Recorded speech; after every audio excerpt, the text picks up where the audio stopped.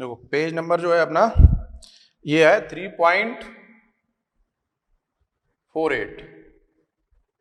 कौन सा page number? 3.48। ठीक है, अब इस पे बात करते हैं हम लोग। स्टेज फर्स्ट है, क्वेश्चन नंबर 29 है और टॉपिक कौन सा चल रहा है अपना? इलेक्ट्रोस्टैटिक। ठीक है, तो देखो क्वेश्चन नंबर है 29। ये क्या बोल रहा है इसमें? एक इस तरीके से एक ये सर्कुलर दे रखा है,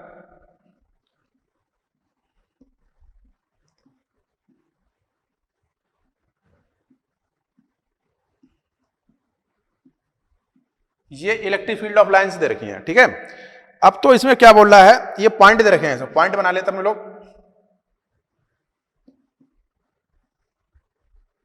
ए दे रखा है, ये बी दे रखा है, ये सी दे रखा है, ये डी दे रखा है। ठीक है, तो ये बोल रहा है किस पॉइंट पे पोटेंशियल मिनिमम होगा। देखो इलेक्ट्रिक फील्ड क्या होती है, हायर पोटेंशियल से लोअर पोटेंशियल की तरफ होती है। ठीक है, तो क्या बोलते हैं अपने लोग, इलेक्ट्रिक फील्ड जो होती है वो किधर होती है? हायर पोटेंशियल टू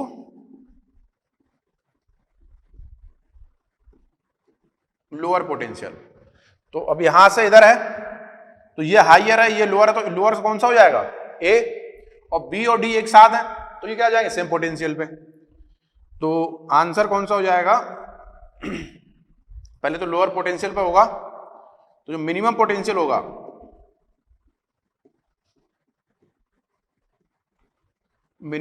होगा ए पे, तो आंसर कौन सा हो जाएगा? First.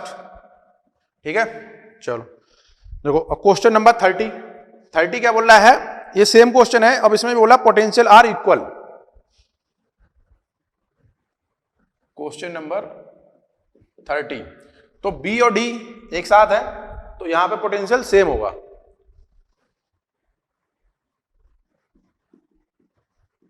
Potential at B equal to potential at D, क्योंकि दोनों एक ही लाइन में है। ठीक है, इलेक्ट्रिक फील्ड क्या होती है? हायर पोटेंशियल से लोअर पोटेंशियल होती है। तो यहां पे अगर इन दोनों को मैं कंपेयर करूंगा तो ना हायर होगा ना लोअर होगा। ठीक है, दोनों सेम ही होंगे, तो आंसर कौन सा हो जाएगा? चेक करते हैं, बी और डी। आंसर हो जाएगा थर्ड। सही है, लिखो जरा इसे। अब आगे बढ़ते हैं। अब ये क्या बोल रहा है? Two concentric spherical conducting shell, question number 31।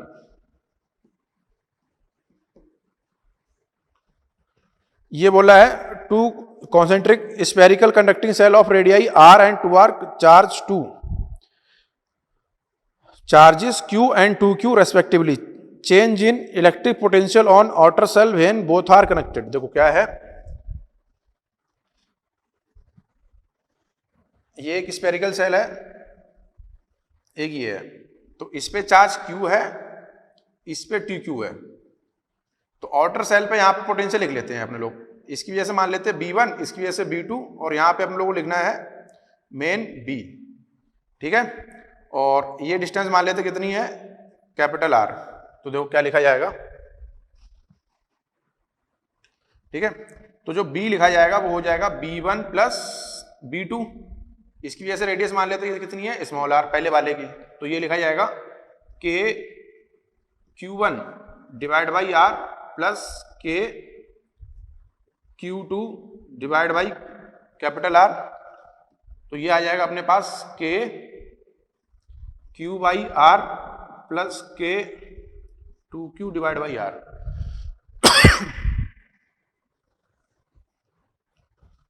तो B मिलेगा 3KQ बाई आर। ये तो केस फर्स्ट हो गया। ठीक है, अब ये बोला है इसको अगर एक वायर से जोड़ दें, ये ऐसे है, अब इसको वायर से जोड़ दिया तो यहां पे जो Q चार्ज है यहां पे 2Q है, तो ये Q चार्ज जो है ये बाहर भागेगा। ठीक है, हम लोगों ने पढ़ा था। तो यहां पे टोटल चार्ज कितना आ जाएगा? 2Q प्लस Q कितना हो जाएगा? ये 3Q चार्ज आ जाएगा, क्योंकि कनेक्ट करने पे चार्ज होता है वो आउटर से वो इनर से आउटर की तरफ भागता है, तो यहाँ पे चार्ज कितना हो जाएगा 0। यहाँ पे पोटेंशियल ये कितना लिखना है R, तो यहाँ पे B2 लिख लो, B डैश लिख लेते हैं, B1 यहाँ मान लिया, ये B डबल डैश लिख लेते हैं, ये आ जाएगा K3Q इंटू R। ठीक है, कितना आ गया K3Q into 3Q divide by R। तो पोटेंशियल डिफरेंस लिखना है, डेल्टा B अगर हम लिखेंगे ये कितना आ जाएगा K3Q बाई R माइनस का K3Q बाई R, ये सब कैंसिल हो कितना हो जाएगा 0। हमने कितना पोटेंशियल माना है यहाँ पे B double dash, out of surface वाले पोटेंशियल माना है कितना B डबल डैश माना है। ठीक है, ध्यान रहेगा, ये कौन सा केस सेकंड है और ये केस फर्स्ट है। ठीक है, तो आंसर कौन सा हो जाएगा फर्स्ट, आंसर आ जाएगा फर्स्ट। ठीक है, चलो आगे बढ़ते हैं अपने लोग, क्वेश्चन नंबर 32।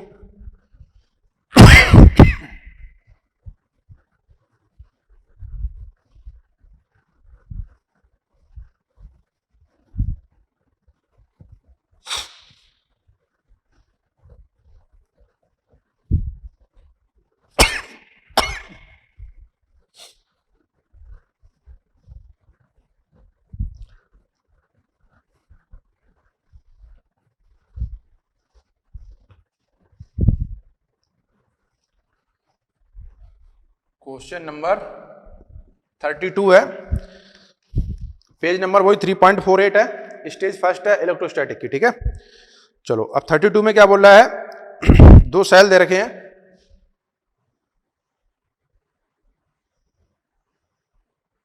ठीक है,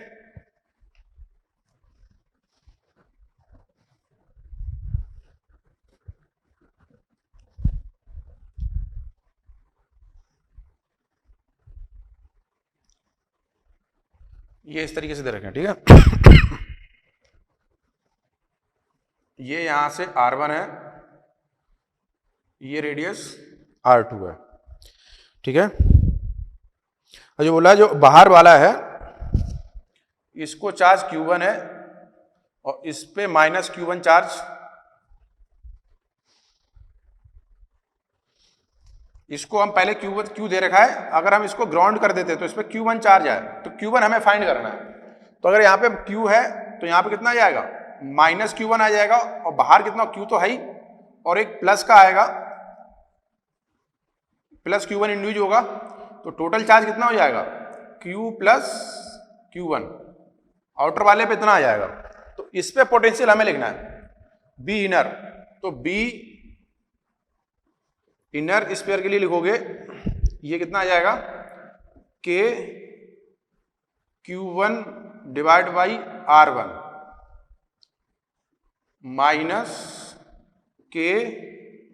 Q1 divide by R2 plus Q plus Q1 divide by R, ये आ गया, नहीं ये आएगा R2।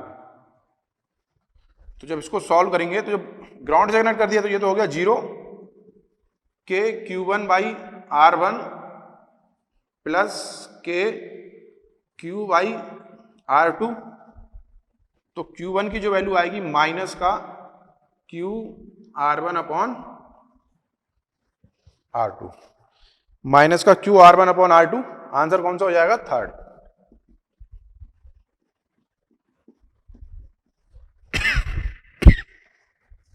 ठीक है, अब आ जाओ क्वेश्चन नंबर 33। देखो 33 में क्या बोल रहा है, ए सॉलिड स्फीयर चार्ज यूनिफॉर्मली, मतलब एक स्फीयर है, ठीक है, और इसको चार्ज कर दिया है,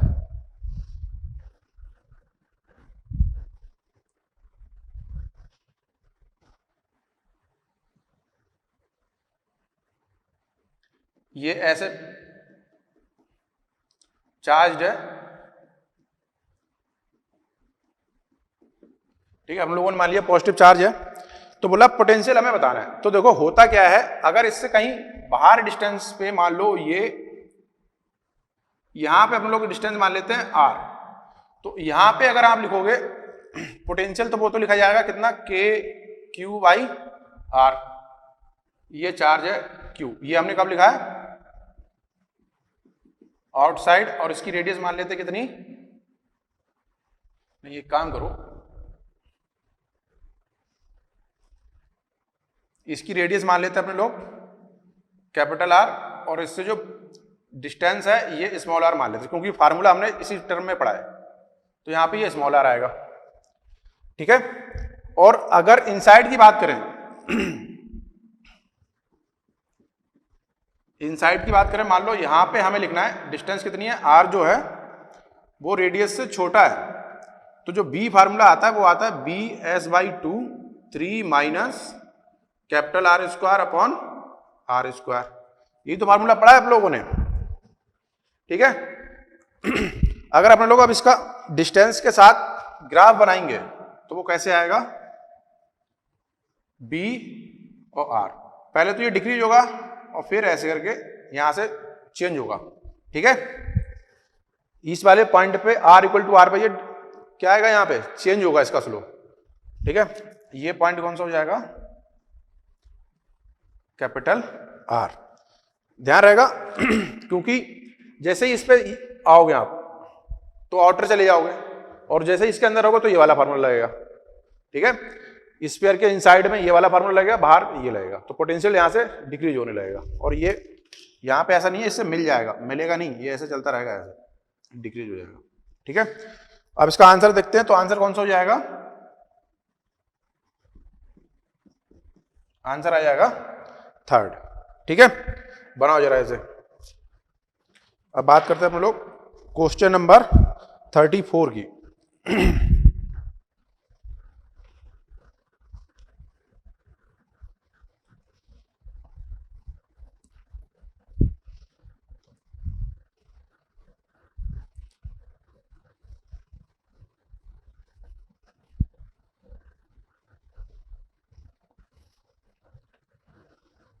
क्या चल रहा है टॉपिक,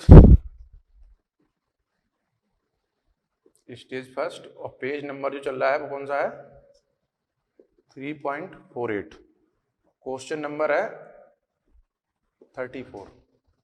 ठीक है, ये क्या बोला है, the electric potential at a point in free space due to charge Q is ये, the electric field at that point, मतलब क्या है, एक Q चार्ज दे रखा है, इसकी वजह से एक डिस्टेंस R पे जो पोटेंशियल दे रखा है B, वो दे रखा है Q इंटू 10⁻11 वोल्ट।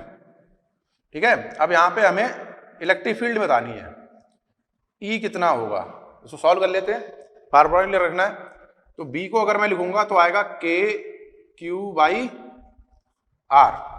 ठीक है, आपने लिखा B की वैल्यू रखी कितनी,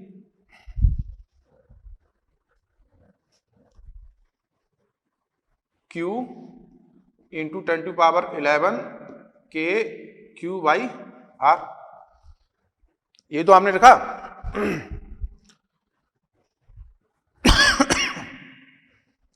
ठीक है, तो ये कैंसिल हो जाएगा, तो K बाई R जो आएगा ये आ जाएगा 10⁻11, या R की जो वैल्यू आएगी वो आ जाएगी K बाई 10⁻11। ठीक है, सही है। अब ये क्या बोल रहा है, इलेक्ट्रिक फील्ड हमें बतानी है, तो इलेक्ट्रिक फील्ड अब लिख लेते हैं अपने लोग। इलेक्ट्रिक फील्ड का फार्मूला क्या हो जाएगा, K Q upon R square, इसमें वैल्यू पुट कर देते हैं, K Q, R की वैल्यू रख दो, R की वैल्यू जो रखोगे तो ये आ जाएगा K अपॉन 10⁻11 का स्क्वायर। इसको सॉल्व करते हैं अपने लोग, तो E बनेगा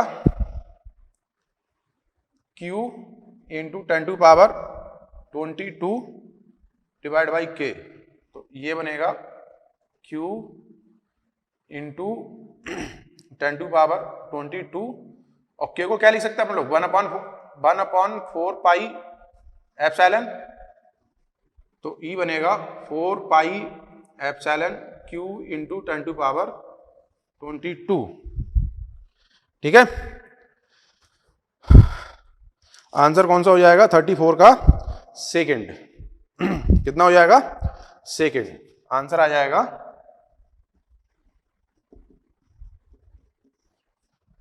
सेकंड। ठीक है, नोट करो जरा इसे, आंसर आ जाएगा 34 का सेकंड। ठीक है बच्चों, नोट कर लो।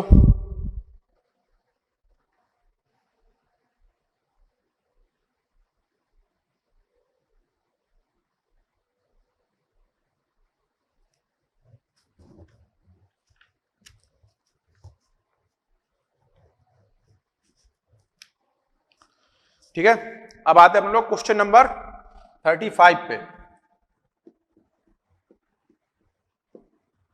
ये क्या बोल रहा है कि a thin spherical shell of radius R, देख स्पेरिकल सेल है,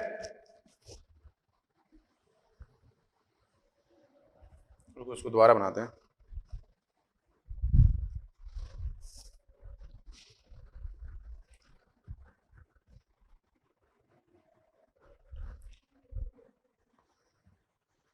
ये मान लो स्पेरिकल सेल है, इसकी रेडियस कितनी दे रखी है कैपिटल आर।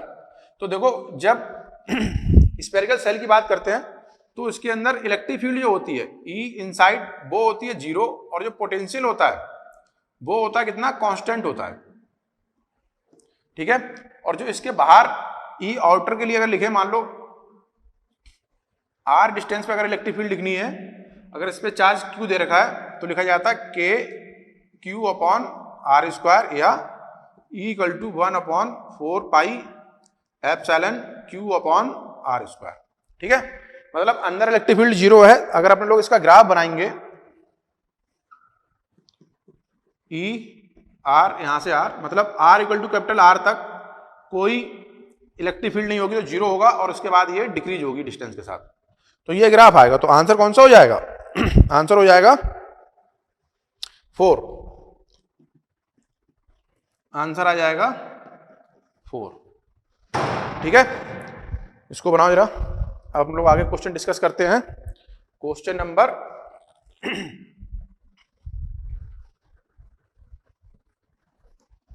36 है।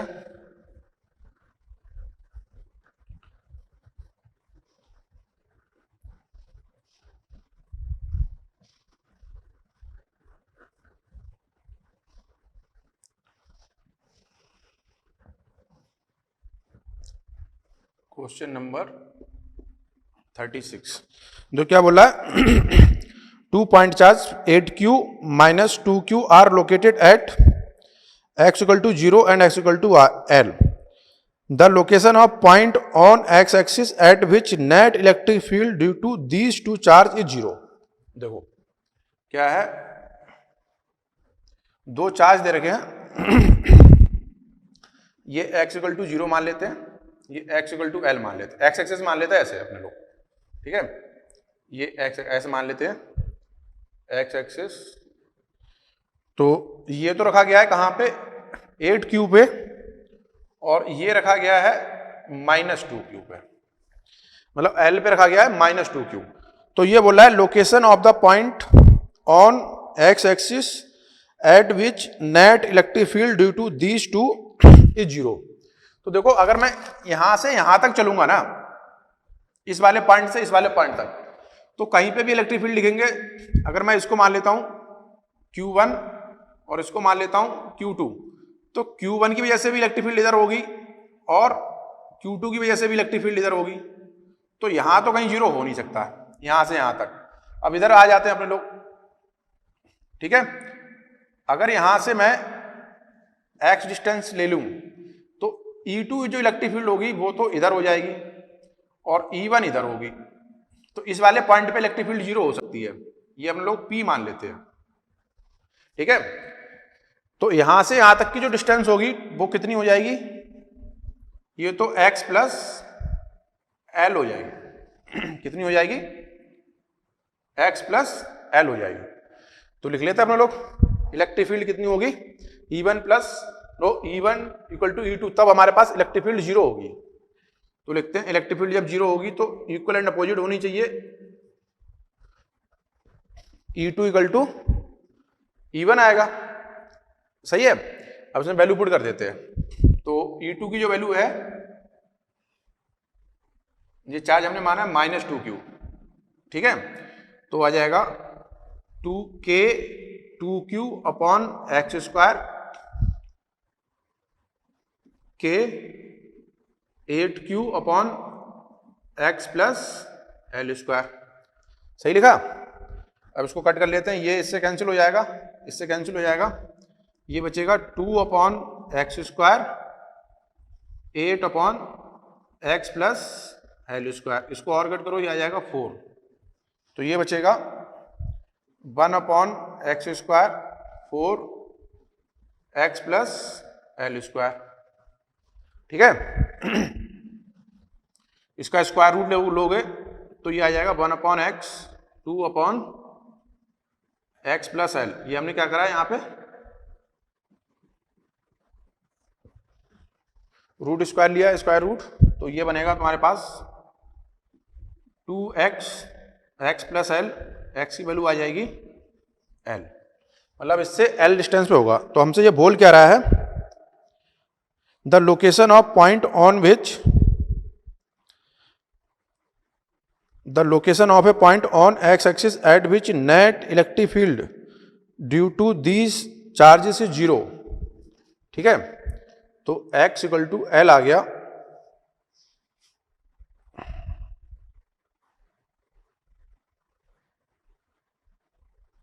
तो यहां से यहां तक ये कितना हो जाएगा, l और l कितना हो जाएगा, 12 हो जाएगा। 36 का आंसर चेक करो कितना आ जाएगा। अगर मैं x एक्सिस से यहां से डिस्टेंस की बात करूं तो यहां से यहां तक अभी डिस्टेंस कितनी हो जाएगी, L प्लस L कितना हो गया, ये 2L। तो आंसर कौन सा हो गया,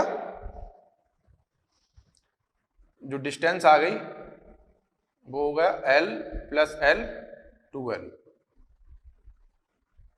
आंसर हो जाएगा फर्स्ट। 36 का आंसर कौन सा हो गया, फर्स्ट, ठीक है बच्चों। तो इसको नोट करो जरा, एक मिनट आप लोग, ठीक है। तो 37 क्या बोल रहा है, work done in a carrying a charge q once around a circle of radius r with a charge q dash at centre is, क्या है, देखो एक चार्ज है,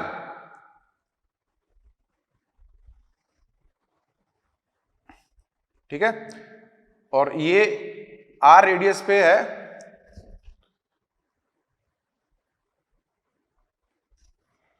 ये जो चार्ज है ये q डैश है, और इसके चारों तरफ जो चार्ज लेके हम लोग घूम रहे हैं वो कितना है, q है।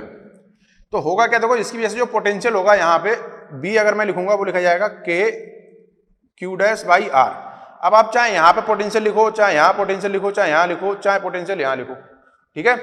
तो ये क्या हो जाएगा, ये इक्वी पोटेंशियल हो जाएगा, कितना हो जाएगा, ये इक्वी पोटेंशियल हो जाएगा। तो यहाँ पे जो वर्क होगा, वर्क कितना होता है, Q इंटू डेल्टा बी होता है। अब डेल्टा बी तो है ही नहीं, ठीक है, डेल्टा बी कितना है, 0। तो वर्क कितना हो जाएगा,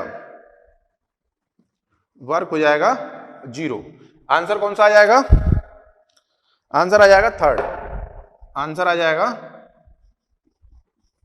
थर्ड, ठीक है। चलो अब इसके आगे डिस्कस करते हैं क्वेश्चन नंबर 38।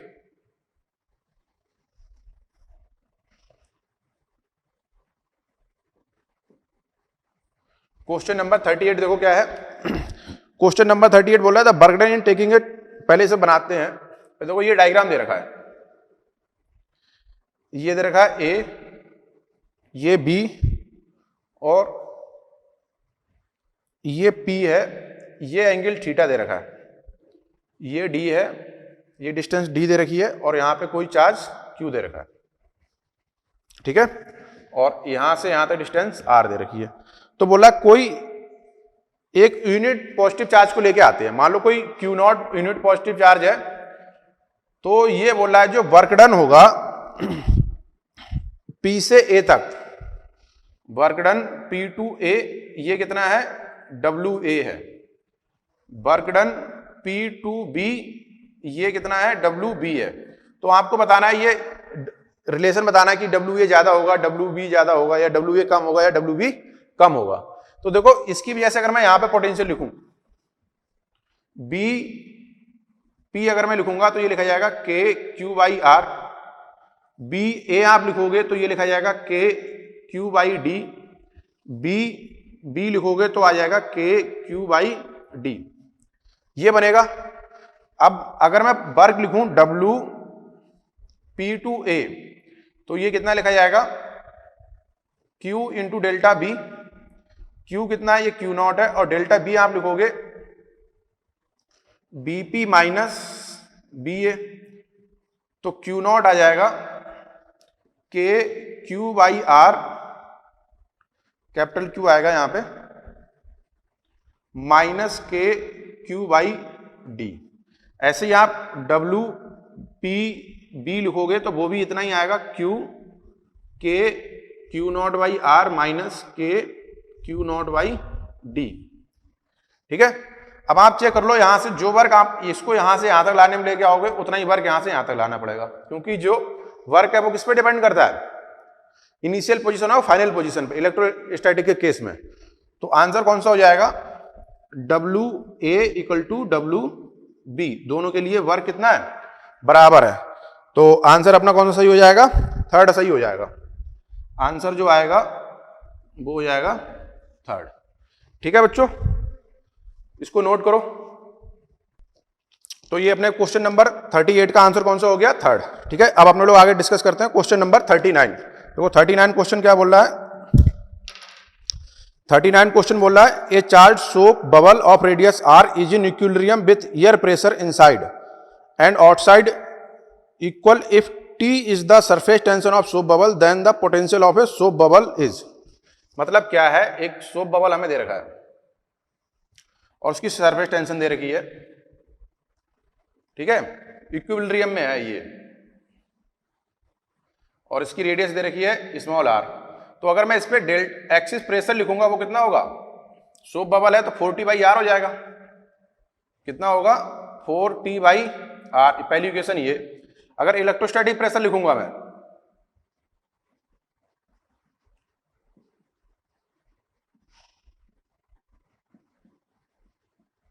वो कितना है, σ²/2ε होता है, ये सेकंड इक्वेशन हो गई। अब ये दोनों इक्वल होने चाहिए अगर इक्विलिब्रियम में, तो ये आ जाएगा 4T/R σ²/2ε। तो जो सिग्मा की वैल्यू आएगी वो आ जाएगी 8T/R, ये आ गया हमारे पास। ठीक है, अब ये बोला इसका पोटेंशियल हमें लिखना है, तो इसका पहले चार्ज कितना होगा Q, और एरिया मान लेते हैं सरफेस एरिया वो A है। ठीक है, या एक काम करो, A को लिख लेते हैं अपने लोग, जो सरफेस एरिया होगा, क्यों हमें, ठीक है। तो B अगर आप लिखोगे आ जाएगा KQ/R या 1/4πε, और Q की वैल्यू जो हो जाएगी ये हो जाएगा σ/A/R। तो B इक्वल टू आ जाएगा 1/4πε। ठीक है, सिग्मा हमने यहां से सॉल्व कर लिया है, 8T/R अंडर रूट में इंटू A की वैल्यू रखोगे 4πR², ये R। जब इसको सॉल्व करोगे ना तो इसके बाद जो आंसर आएगा वो बनेगा अपना 8T/R/ε, ये पोटेंशियल आएगा। तो आंसर कौन सा हो जाएगा, आंसर हो जाएगा सेकंड। ठीक है, याद रहेगा। चलो आगे देखते हैं, अब बात करते हैं क्वेश्चन नंबर, ये क्वेश्चन नंबर कौन सा था, 38 के बाद क्वेश्चन नंबर था ये 39।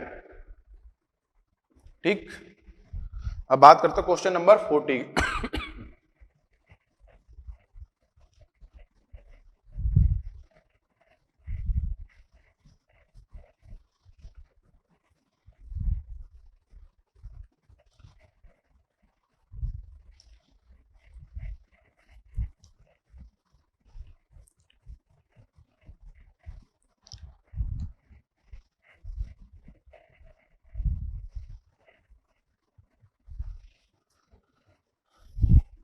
क्वेश्चन नंबर 40 देखो क्या कह रहा है। क्वेश्चन नंबर 40 बोला था two conducting sphere of radius r1 and r2 charge with q1 and q2 respectively on bringing them in contact. देखो होगा क्या, एक स्फीयर ये है, एक स्फीयर ये है, इस पे चार्ज q1 है और इस पे चार्ज q2 है, ठीक है। इसकी रेडियस दे रखी है r1 और इसकी रेडियस दे रखी है r2। तो ये बोला इनको कांटेक्ट में लेके आते हैं तो क्या होगा, always a decrease in energy of system and increase in the energy of system if देखो क्या होगा, पहले इसका पोटेंशियल अलग होगा, इसका पोटेंशियल अलग होगा। क्या होगा, जब इनको कांटेक्ट में अगर आप रखोगे तो चार्ज फ्लो होगा, और कब तक चार्ज फ्लो होगा, जब तक पोटेंशियल सेम ना हो जाए। जब पोटेंशियल दोनों का सेम हो जाएगा तो चार्ज फ्लो होना बंद हो जाएगा, ठीक है। और चार्ज फ्लो क्यों होगा, क्योंकि कोई भी सिस्टम है वो अपनी एनर्जी को कम करना चाहेगा, ठीक है। तो अगर मैं इसको लिखूं, पहले वाले का potential B1 equal to B2, तो K Q1 by R1 K Q2 by R2, तो Q R2 equal to Q R1। अगर ये कंडीशन है तो कोई डिक्रीज एनर्जी डिक्रीज नहीं होगी। अगर ये कंडीशन नहीं है तो एनर्जी डिक्रीज होगी, मतलब दोनों का पोटेंशियल सेम नहीं है तो क्या हो जाएगा, एनर्जी डिक्रीज होगी। आंसर कौन सा हो जाएगा, आंसर आ जाएगा 4th, ठीक है। यहां लिख लो डिक्रीज इन एनर्जी, ठीक है। आगे आ जाओ, अब क्वेश्चन नंबर है 41 बोल रहा है consider a equal and oppositely charged large parallel plates with charge plus minus sigma a small charge Q0 is moved along the rectangular path ABCD where side AB equal to x and side BC equal to y, then incorrect statement is. क्या है, simple सा, ये दो plate दे रखी हैं, एक plate ये बना लेते हैं अपने लोग,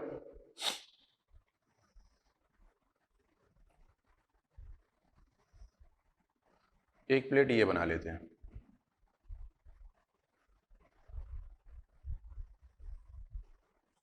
ठीक है। और ये इसमें ऐसे इलेक्ट्रिक फील्ड दे रखी है,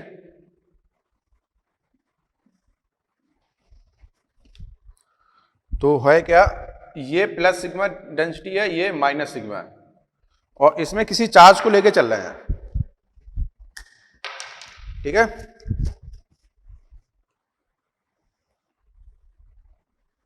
ये ऐसे पाथ दे रखा है, ABCD,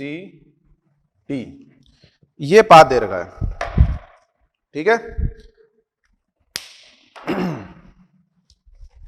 कितना दे रखा है, ABCD दे रखा है। अब हमें इसमें सॉल्व क्या करना है, इनकरेक्ट स्टेटमेंट चूज करना है। क्या बताना है हमें, इनकरेक्ट बताना है। तो देखो होगा क्या, जो BC होगा और DA होगा, इस पे तो कोई वर्क होगा नहीं, यहां पे जो वर्क होगा वो 0 होगा, यहां पे जो वर्क होगा वो होगा 0, क्योंकि यहां से यहां तक क्या है, पोटेंशियल डिफरेंस होगा ही नहीं। AD सेम पोटेंशियल पे और BC भी सेम पोटेंशियल पे, तो यहां पे कोई वर्क नहीं होगा, ठीक है। अब तो इसका मतलब क्या बोला है, work done by electric field along path AB is positive and equal. तो यहां पे जो डिस्टेंस दे रखी है, मान लो ये कितना चला है, ये AB दे रखा है x और ये डिस्टेंस दे रखी है y। तो अगर मैं BAB लिख लूं तो ये कितना हो जाएगा, E इंटू एक्स हो जाएगा, और ये कितना हो जाएगा, sigma upon epsilon not into x हो जाएगा, W इक्वल टू कितना हो जाएगा, Q इंटू V, ठीक है। अब इसमें देख लो वैल्यू आ जाएगी आपके पास, तो कितना आ जाएगा, ये Q not sigma epsilon into x, ये बना। और ये पॉजिटिव होगा क्योंकि इलेक्ट्रिक फील्ड की डायरेक्शन में है, ठीक है। Work done by electric field along path BC 0, सही बात है, यहां पे कोई पोटेंशियल डिफरेंस नहीं है। फिर ये क्या बोला, work done by electric field along path ABCDA, मतलब ये जो क्लोज पाथ है, इलेक्ट्रोस्टैटिक फोर्स क्या होते हैं? कंजर्वेटिव फोर्स होते हैं, और उसमें क्लोज पाथ में जो वर्क होता है वो क्या होता है? जीरो होता है। तो थर्ड ऑप्शन भी सही है। ऑप्शन फोर्थ बोलता है work done by electric field along the path ABCD is non zero, ये गलत है। ठीक है, work done ABCDA not equal to zero, ये गलत है। ठीक है, तो आंसर कौन सा हो जाएगा? आंसर हो जाएगा फोर्थ, क्योंकि हमें इनकरेक्ट स्टेटमेंट बताना है। अब आ जाओ क्वेश्चन नंबर 42 पे।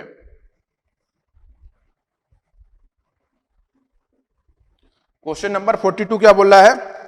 The velocity of B acquired by an electron starting from rest moving with A potential difference is. देखो क्या है, जो वर्क डन होगा वो क्या होगा? डेल्टा के ई के बराबर होगा। तो वर्क डन लिख लेते हैं Q इंटू वी, और ये हाफ एम बी स्क्वायर हो जाएगा। ठीक है, तो जो बी स्क्वायर बनेगा वो कितना आ जाएगा? 1, जो बी स्क्वायर बनेगा ये बनेगा 2QV इंटू एम। ठीक है, ये बनेगा। अब हमें इसका ग्राफ बनाना है। ठीक है, तो अब इसका अगर अपन लोग ग्राफ बनाए तो ये पोटेंशियल इधर लिया है और ये वेलोसिटी, ये क्या होगा? ये पैराबोला होगा। हिंदी में बोलेंगे तो क्या होगा? ये परवलय होगा। और कैसे होगा?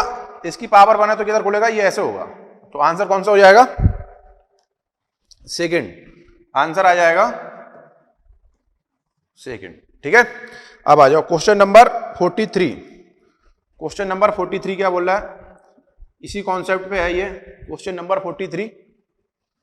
ठीक है, क्वेश्चन नंबर 43 बोल रहा है an electron of mass m charge E accelerated from rest through a potential difference B in vacuum the final speed of electron। तो हो क्या रहा है? वही फार्मूला लगाएंगे, W equal to kinetic energy, तो Q into V 1/2 half M V square. ठीक है, तो इसको जब सॉल्व करोगे तो B की वैल्यू जो आ जाएगी वो 2QV डिवाइड बाई m, ये बनेगा। और अगर इसका चार्ज हमें दे रखा है E, तो ये बनेगा 2EV बाई m। ठीक है, तो आंसर कौन सा हो जाएगा? थर्ड, आंसर आ जाएगा थर्ड। ठीक है, अब आ जाओ क्वेश्चन नंबर 44 पे।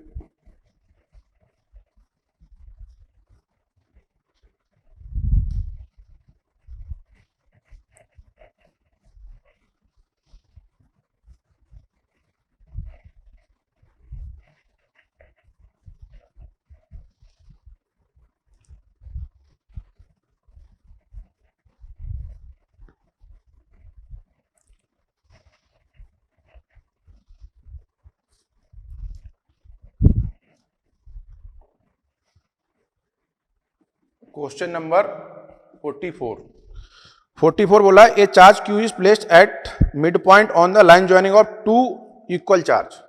मतलब एक Q है, एक Q यहां रख दिया है। The system of 3 charge will be in equilibrium when the Q has value.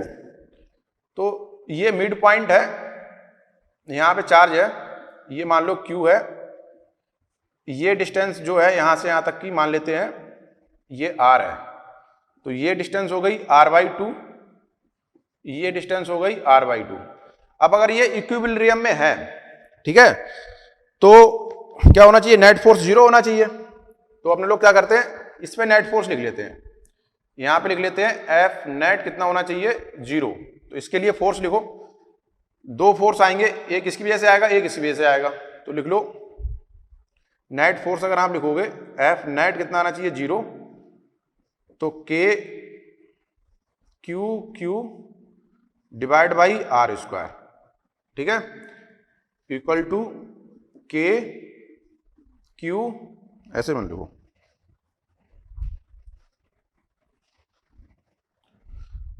Plus K Q divide by R/2 का स्क्वायर, ये कितना आना चाहिए? 0। जब इसको आप सॉल्व करोगे तो Q इक्वल टू बनेगा माइनस का Q/4। ये आएगा आंसर। तो आंसर कौन सा हो जाएगा? आंसर हो जाएगा थर्ड। ठीक है, 44 का आंसर हो जाएगा थर्ड। अब आ जाते हैं अपने लोग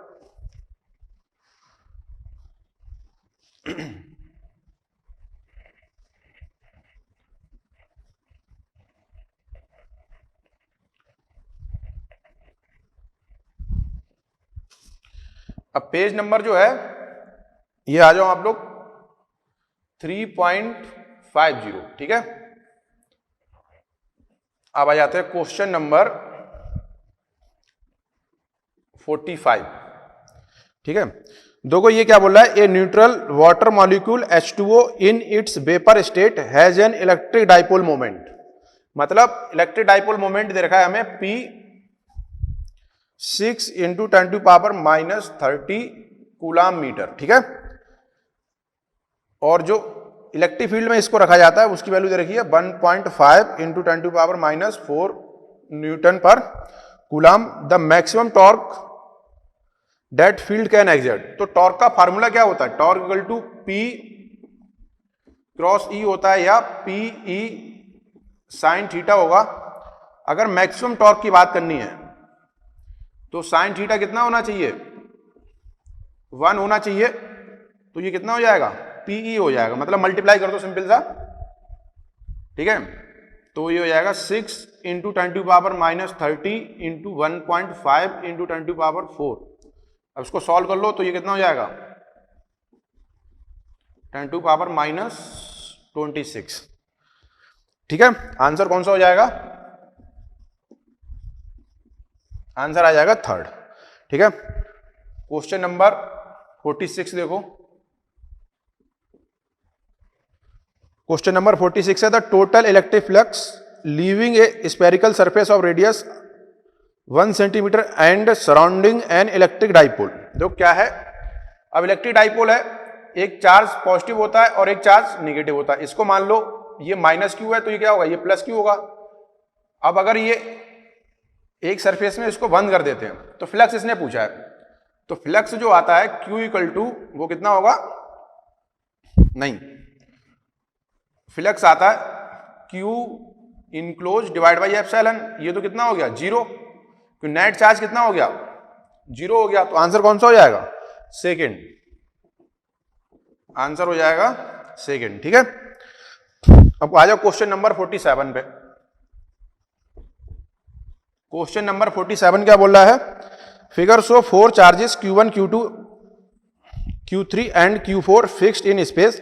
Then the total flux of electric field through the closed surface S due to all charges Q1, Q2, Q3 and Q4. तो क्या एक सरफेस दे रखा है ये इस तरीके से, इसमें जो चार्ज दे रखे हैं ये Q3 है और ये Q4 है, ये Q1 है और ये Q2 है। तो अब इसमें बोल क्या रहा है?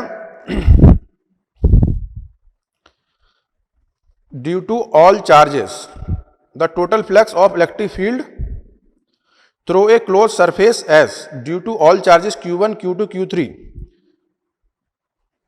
तो not equal to the total flux through S due to Q3। देखो होता क्या है, जो टोटल फ्लक्स होता है वो होता तो सबकी वजह से है, मगर जो रिजल्ट आता है वो किसकी वजह से आता है? जो सिर्फ इस सरफेस में क्लोज होंगे। तो अगर मैं फ्लक्स लिखूंगा फाई तो जो चार्ज इनक्लोज होगा उसकी वजह से आएगा।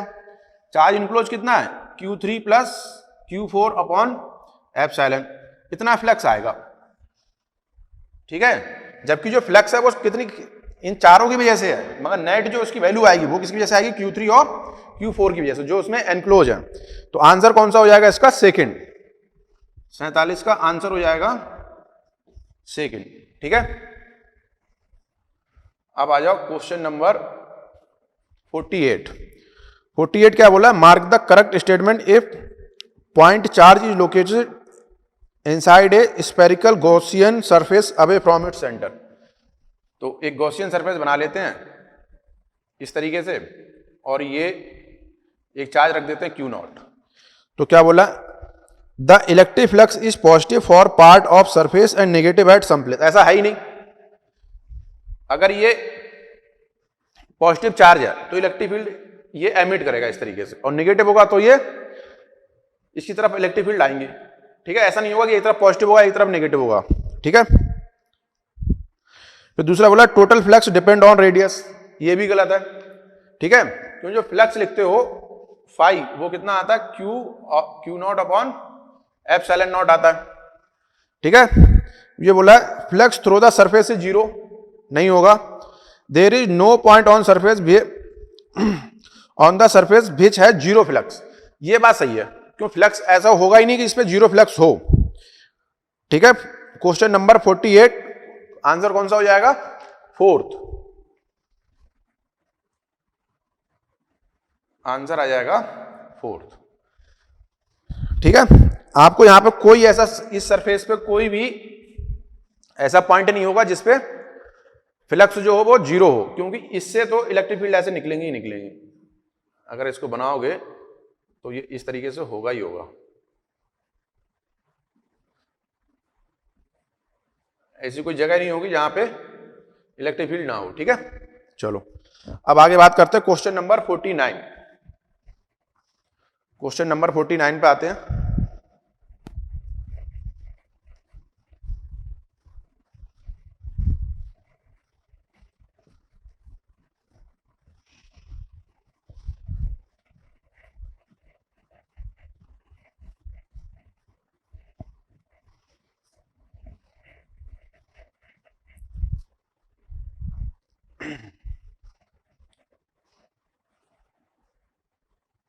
क्वेश्चन नंबर 49, ये क्या बोल रहा है, N electric dipole of moment P is placed at origin along x axis. एक डाइपोल है ये इस तरीके से, ठीक है, और थोड़ा छोटा करके बनाते हैं।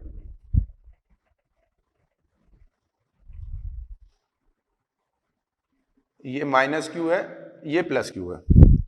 ठीक है, ये यहां से थीटा है, तो बोला है इस पे इलेक्ट्रिक फील्ड कैसे होगी। देखो जो पी वेक्टर होगा डाइपोल मोमेंट ऐसे होगा, अपने अगर इसको दो भागों में इसको ब्रेक कर लें, एक बना लेते हैं ये और एक बना देते हैं ये इस तरह से, तो ये तो आ जाएगा पी कॉस थीटा आ जाएगा और ये आ जाएगा P sine theta.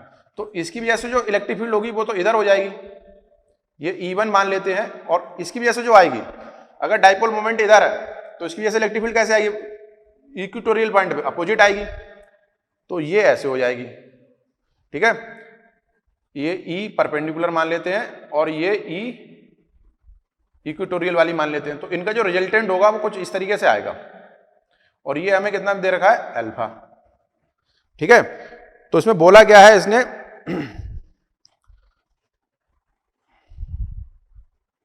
The electric field eight point P whose position vector make an angle theta with x axis will make an angle with x axis. तो कितना हो जाएगा ये, अगर मैं यहां से टोटल एक्स एक्सिस को एंगल लूंगा तो कितना हो जाएगा, थीटा प्लस अल्फा।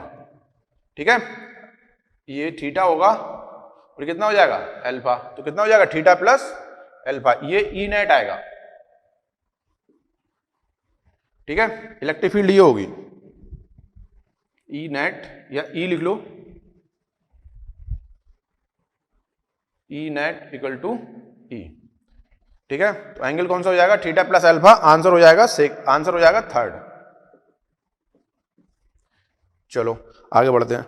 ये बोला है question number 50, N electric dipole of moment P is lying along A uniform electric field E, the work done in rotating a dipole by 90 degree. Question number 50, तो work कितना लिखा जाता है, PE1 minus cos theta, और theta कितना दे रखा है, 90 degree, PE1 minus cos 90, तो वर्क कितना आ गया, PE 90 डिग्री से रोटेट करा गया, तो आंसर हो जाएगा थर्ड। ठीक है, अब आ जाओ क्वेश्चन नंबर 51 में क्या बोल रहा है, a charge Q is placed at corner of cube, the value outgoing flux through it all faces. देखो है क्या, मान लो एक क्यूब है,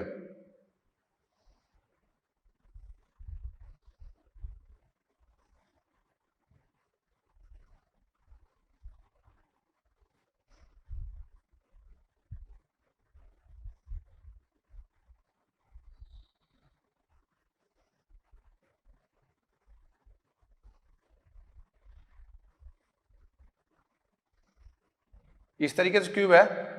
अब इसके एक कॉर्नर पे चार्ज रख दिया, ये क्यू नॉट, ठीक है।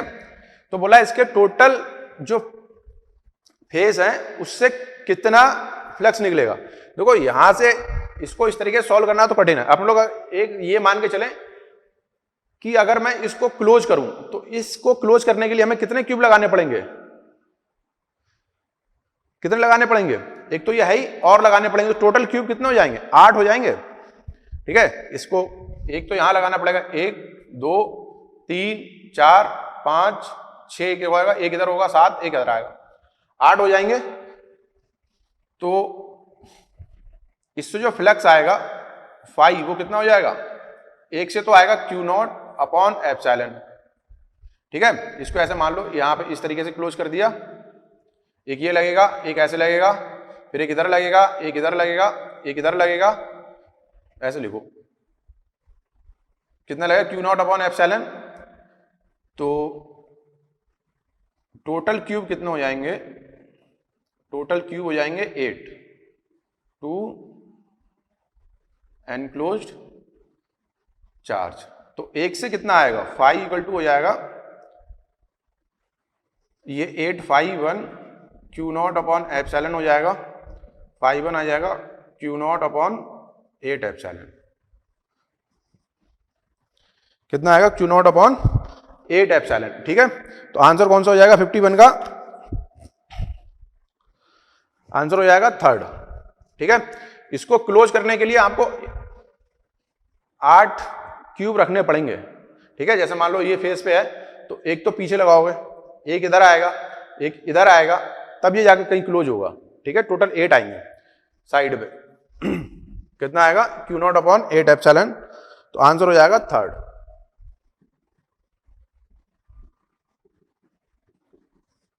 ठीक, चलो अब आगे बात करते हैं अपने लोग two equal and opposite charge, question number 52, ठीक है। क्वेश्चन नंबर 52 में बोला है two equal and opposite charge plus Q and minus Q are situated at X distance from each other. क्या है, ये प्लस क्यू मान लो और ये माइनस क्यू मान लो, और ये एक्स डिस्टेंस पे रखे हैं। देखो इक्वल एंड अपोजिट चार्ज आ गए तो ये क्या डाइपोल बन गया, P इक्वल टू कितना हो जाएगा Q इंटू एक्स हो जाएगा। अब ये बोला है इससे कोई बहुत दूर डिस्टेंस पे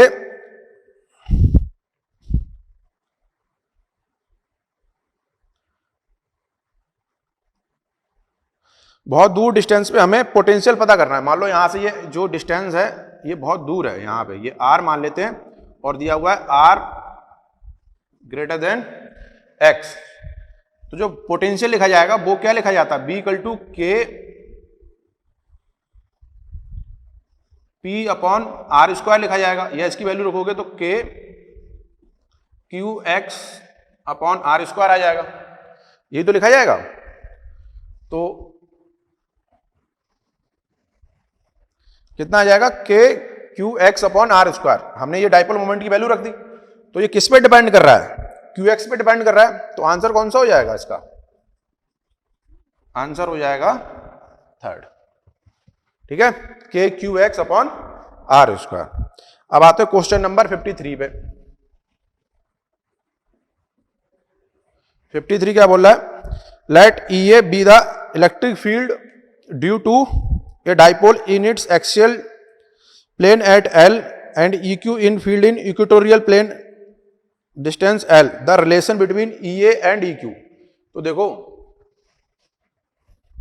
जो एक्सियल पे आती है EA, इसकी वैल्यू क्या लिखते हैं अपन लोग, K 2P upon R cube, ठीक है।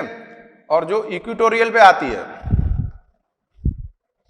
उसकी वैल्यू कितनी आती है, K P upon R cube. ये सेकेंड इक्वेशन होगा, इससे सिंपल सा समझ में आ रहा है कि E ये जो होगा वो 2EQ होगा, ये तो फार्मूला ही बेसिस है, ठीक है।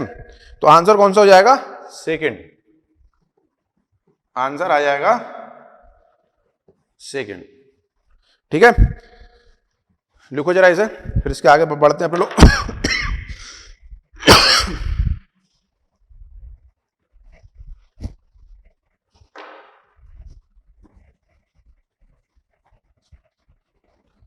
पेज नंबर नेक्स्ट आएगा 3.51।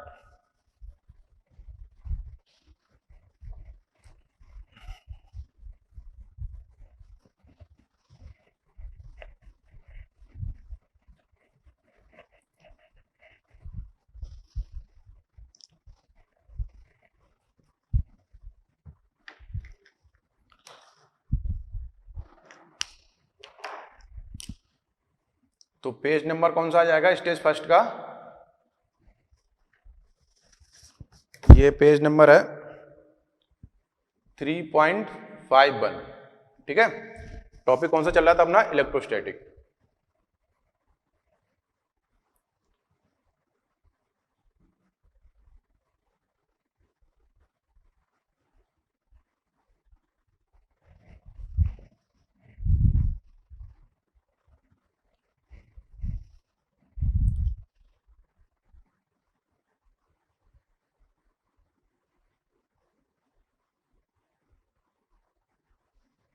ठीक है, टॉपिक चल रहा था अपना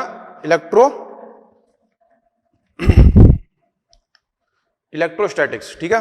चलो अब अपने लोग बात करते हैं क्वेश्चन नंबर 54। पेज नंबर आ गया 3.51 और क्वेश्चन नंबर है 54 और स्टेज चल रही है फर्स्ट, ठीक है। जो क्या बोला? ये बोला a parallel plate capacitor has a uniform electric field E in space if the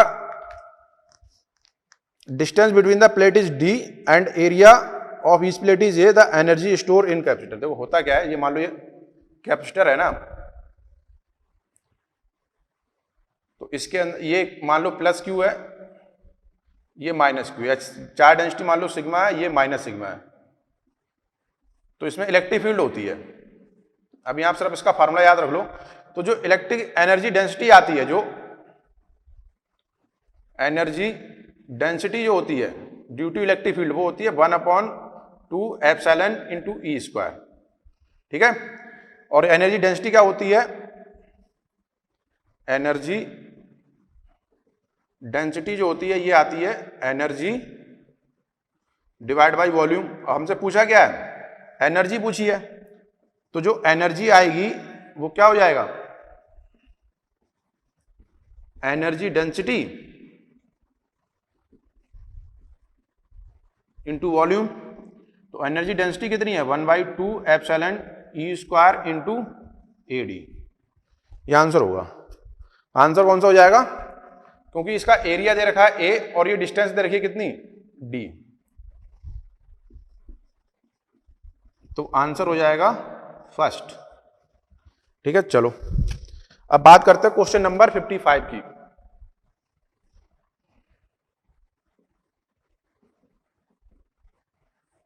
देखो क्वेश्चन नंबर 55 क्या बोलता है? N electric dipole placed in a non uniform electric field, ठीक है। देखो है क्या? जब नॉन यूनिफॉर्म इलेक्ट्रिक फील्ड में कोई डाइपोल होगा तो ऐसा मान लो इस तरीके से है ये, ठीक है, ये थीटा। तो इस पे जो फोर्स लगेगा, ये अगर मान लो मैंने प्लस मान लिया है, ये माइनस क्यू मान लिया है और ये प्लस क्यू, और इलेक्ट्रिक फील्ड ऐसे है, और क्या है? ये नॉन यूनिफॉर्म है, नॉन यूनिफॉर्म है। तो फोर्स एक F1 यहां लगेगा, एक F2 यहां होगा। अब ये नॉन यूनिफॉर्म है तो ये दोनों फोर्स तो बराबर होंगे नहीं, और ये क्या करेंगे? टॉर्क भी देंगे इसे, ठीक है। तो क्या आ जाएगा? जब ये नॉन यूनिफॉर्म इलेक्ट्रिक फील्ड में रखा हुआ होता है तो क्या होता है? इस पे टॉर्क और नेट फोर्स दोनों लगते हैं। तो क्या होगा? टॉर्क भी होगा एंड नेट फोर्स भी होगा इस पे, ठीक है। तो आंसर कौन सा हो जाएगा? आंसर हो जाएगा इसका फर्स्ट, टॉर्क और नेट फोर्स दोनों होते हैं, ये कभी नॉन इलेक्ट्रिक फील्ड में ये जीरो नहीं होंगे, नॉट इक्वल टू जीरो। ठीक है, अब आते हैं क्वेश्चन नंबर 56।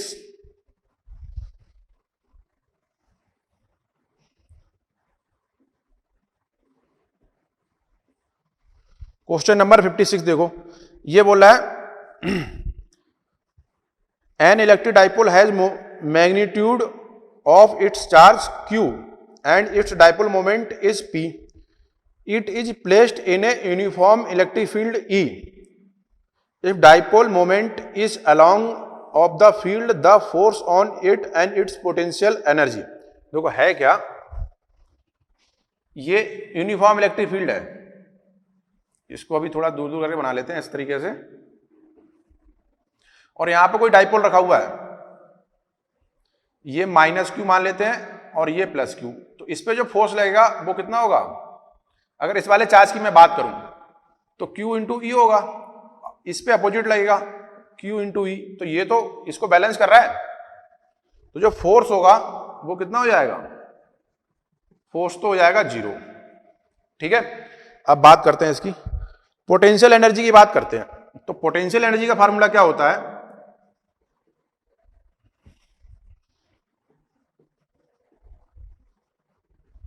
पोटेंशियल एनर्जी क्या लेके चलते हैं, माइनस का P डॉट ई या माइनस का PE कॉस थीटा, और थीटा यहां पे कितना है, जीरो है, तो माइनस का PE कॉस जीरो, तो माइनस का PE आ गया। ठीक है, तो ये मिनिमम आती है। ठीक है, नेगेटिव में है तो मिनिमम है। क्या पोटेंशियल एनर्जी क्या क्या हो सकती है, माइनस हो सकती है, नेगेटिव हो सकती है, जीरो हो सकती है और पॉजिटिव हो सकती है। तो ये माइनस में आ रहा है, नेगेटिव है, तो ये मिनिमम है। तो आंसर कौन सा हो जाएगा, फोर्स तो जीरो होगा और पोटेंशियल एनर्जी मिनिमम होगी। इसके अलावा इसको और किसी एंगल पे रखोगे ना तो एनर्जी इससे ज्यादा ही आएगी। ठीक है, तो पोटेंशियल एनर्जी मिनिमम आ गई, क्या आ गया, फोर्स तो जीरो है और पोटेंशियल एनर्जी, पोटेंशियल एनर्जी कितना है, ये मिनिमम है। तो आंसर कौन सा हो जाएगा, आंसर आ जाएगा फोर्थ। ठीक है, लिखो जरा ऐसे।